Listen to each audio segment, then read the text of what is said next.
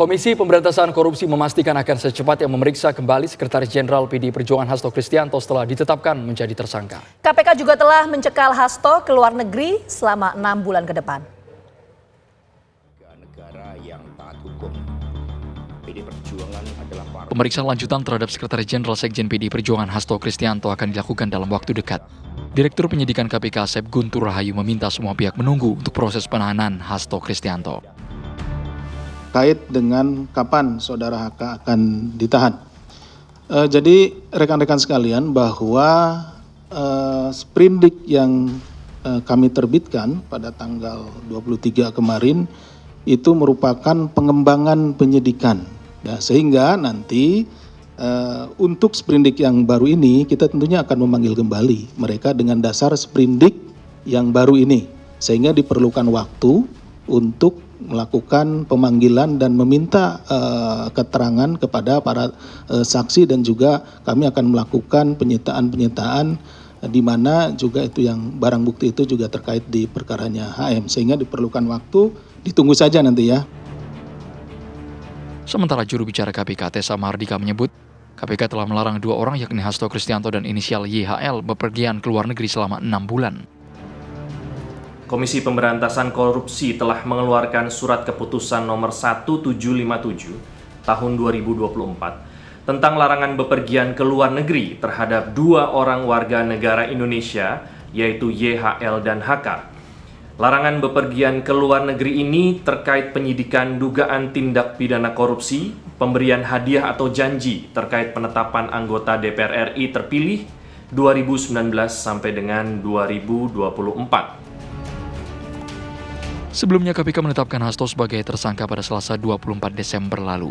Status hukum terkait dengan kelanjutan penyidikan kasus suap terhadap Komisioner KPU Wahyu Setiawan dalam usaha pergantian antar waktu caleg DPR RI Dapil Sumatera Selatan Harun Masiku.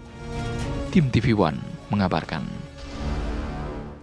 Kapan KPK pastinya akan memanggil dan menahan Sekjen PDI Perjuangan Hasto Kristianto? Kami ajak Anda bergabung bersama dengan rekan kami, ada Iman Fajar langsung dari gedung KPK. Apakah sudah ada respon tanggapan dari KPK kapan memeriksa kembali Sekjen PDI Perjuangan? Iman.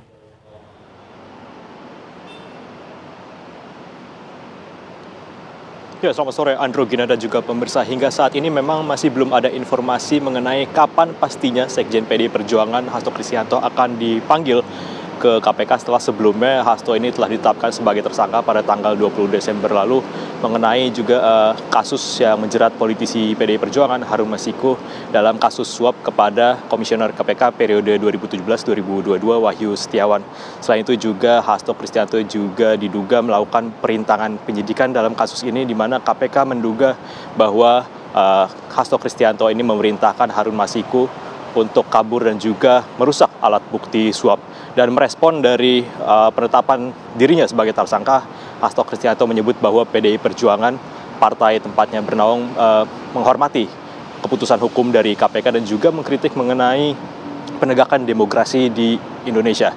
Dan berdasarkan informasi yang kami dapatkan juga pemirsa, bahwa memang sesaat lagi KPK akan memberikan update mengenai kasus-kasus korupsi terkini. Namun kita belum mengetahui pasti apakah update yang diberikan ini mengenai kasus yang menjerat Hasto Kristianto ataupun kasus-kasus lain. Karena memang KPK saat ini juga menangani sejumlah kasus korupsi, salah satunya mengenai kasus korupsi dana CSR di lingkungan Bank Indonesia, di mana pada hari ini KPK memanggil 2 orang saksi, yakni anggota DPR atas nama Heri Gunawan dari Partai Gerindra dan juga Satori dari Partai Nasdem, terkait kasus korupsi dana CSR di lingkungan Bank Indonesia dalam kapasitasnya sebagai saksi.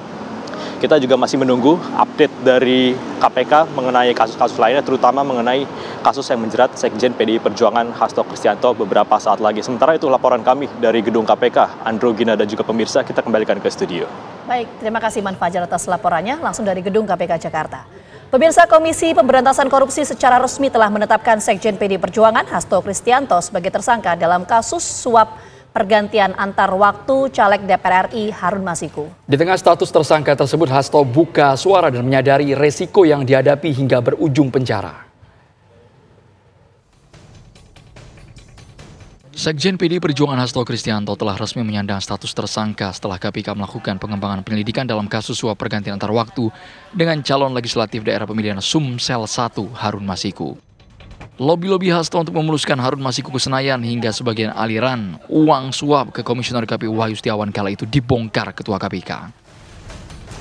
Maka Saudara K bekerja sama dengan Saudara Harun Masiku, kemudian Saudara Saiful Bahri dan Saudara Hati DTI melakukan upaya penyuapan kepada Wahyu Setiawan dan Agustinus Tio, di mana diketahui Wahyu merupakan kader dari partai yang menjadi komisioner di KPU.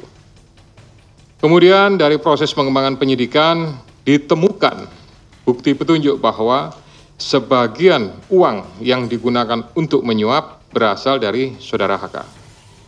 Bahwa dalam proses perencanaan sampai dengan penyerahan uang tersebut, Saudara HK mengatur dan mengendalikan Saudara Saiful Bahri dan Saudara DTI dalam memberikan suap kepada Komisioner KPU Wahyu Setiawan.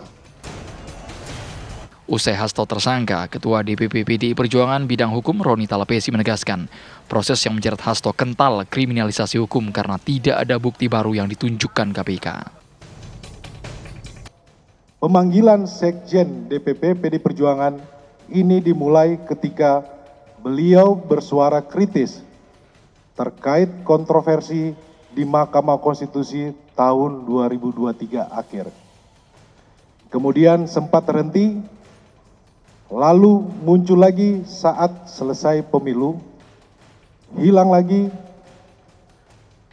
Kami menduga memang kasus ini lebih terlihat seperti teror terhadap Sekjen DPP PDI Perjuangan.